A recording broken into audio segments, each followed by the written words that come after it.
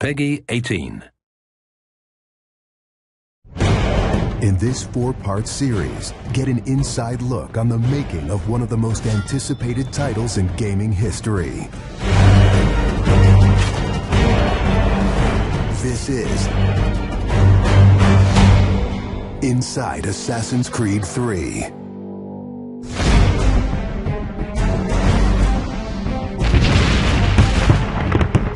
Something we really wanted to emphasize was the sheer brutality of combat in the period. We've all seen the paintings of the Revolution, and death is glorified, death is angelic, but it wasn't that way on the battlefield. It was a brutal conflict.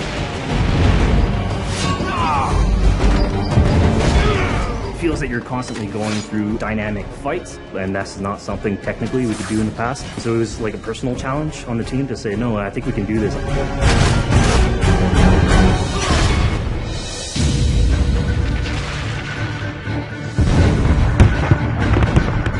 These armies are filled with different types of weapons.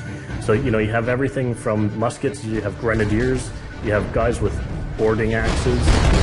Being shot by a musket would be an awfully painful way to go. The caliber size of the ball was at least 3 or 4 times as large as anything that any modern military is using today. After the muskets were discharged, they would charge with their bayonets. What basically is a giant spear, and he has every intention of running that through you. They would shoot and then they would march, and that hand-to-hand combat was really brutal. And whether it's people using a bayonet affixed on the end of a musket, a small hatchet, this is a kind of killing that is very mano a mano.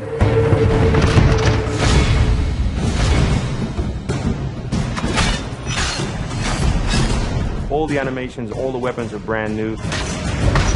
It was interesting to start on a new style of fighting that is much more close and aggressive. Connor's favorite weapon is the tomahawk, obviously super deadly in hand-to-hand combat. Also the bow and arrow. It fits with his native heritage and it's lethal. The rope dart, it's a real accurate Chinese tool that we found the references for that period as well. You can use it from the ground, so you can bring the enemy towards him. It gives him the ability, for example, on a tree, to hang someone from above.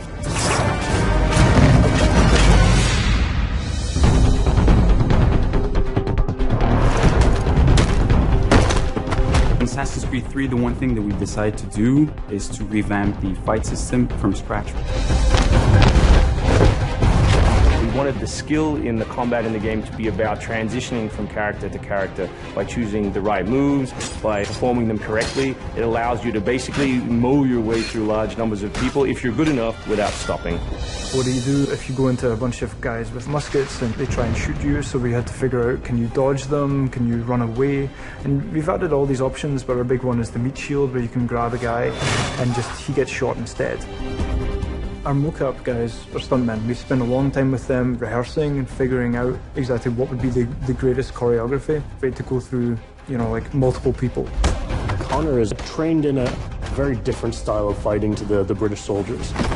The close quarters flow of the combat that's happening between the punches, the kicks, and everything else is indicative of what happens in the real world.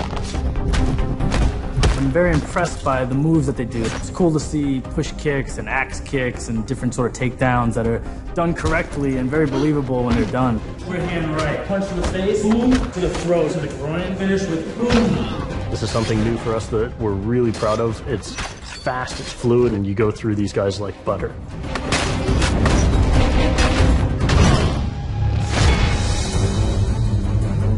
Connor is essentially the first guerrilla fighter. He's someone whose goal is always to move behind enemy lines, to pick off his target, and to escape. Employing guerrilla tactics, or what we now know today as asymmetric warfare, was something that truly was a component of the American Revolution. They learned what we would think of as guerrilla-style warfare. You sort of hit quickly and then disappear. American tactics were really frowned upon by the British because the Americans did adapt the tactics that were used by the Native Americans from the French and Indian War. The first big battle at Lexington and Concord takes place on a New England town green. And as the soldiers march back to Boston, they are marching along a dirt road lined by stone. It's not the most effective strategy wearing your bright red coat and march through the woods while some farmer's trying to shoot at you. The Americans brought a tactic that they couldn't really cope with. They essentially took it away from the battlefield and they started guerrilla tactics.